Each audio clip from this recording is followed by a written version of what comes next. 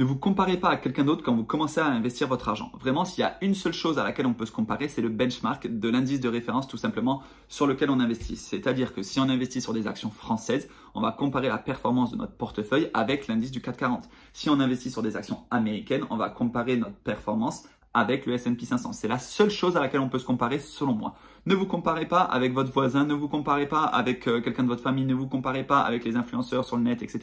Ne vous comparez à personne parce que déjà, tout le monde n'est pas prêt à prendre le même niveau de risque. Il y en a certains qui sont prêts à prendre des risques complètement hallucinants. Alors forcément, ils pourront avoir un meilleur rendement puisque le risque n'est pas toujours avec le rendement.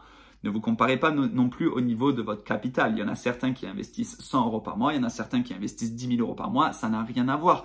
Vraiment, c'est propre à chacun. Ça dépend de votre capacité d'épargne, ça dépend de votre salaire, ça dépend vraiment de plein de choses, de l'argent que vous êtes prêt à investir, etc. C'est tranquille, ne vous comparez pas. Certaines personnes investissent 40 € par mois et se disent c'est pas assez, mais si, c'est déjà extrêmement bien déjà de commencer à mettre un pied dans l'investissement, de prendre date sur le PEA, sur l'assurance vie, etc. Et c'est déjà beaucoup mieux que 80% des Français qui n'investissent pas du tout et qui finalement à chaque fin de mois sont à découvert. Investir 30 € par mois, c'est déjà beaucoup mieux. Voilà. Et investir de façon intelligente. Tous ceux qui placent sur un compte courant ou sur un livret A, ça, je suis désolé, ce n'est pas de l'investissement intelligent, excepté pour une épargne de sécurité, mais ça, on y reviendra. Commencer à placer dans des actions, dans des ETF, sur un PEA, sur un compte titre, là, c'est déjà beaucoup plus important. Donc, intéressant, pardon.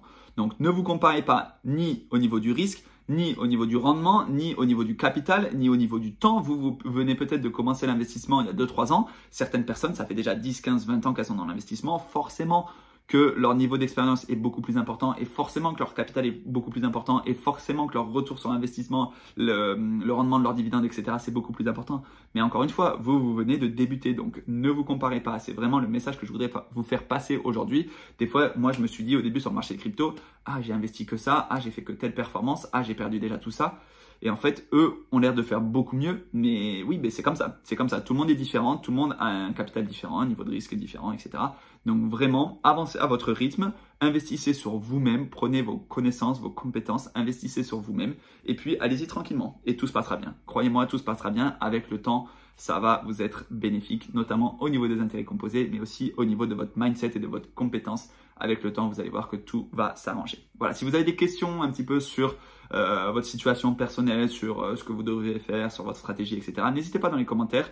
Je pourrais y répondre dans la mesure de mes compétences. Et faites-moi des suggestions aussi de sujets de vidéos dans les commentaires si ça vous intéresse. N'hésitez pas à vous abonner à la chaîne et sur les autres réseaux sociaux. Et moi, je vous dis à très bientôt. Ciao!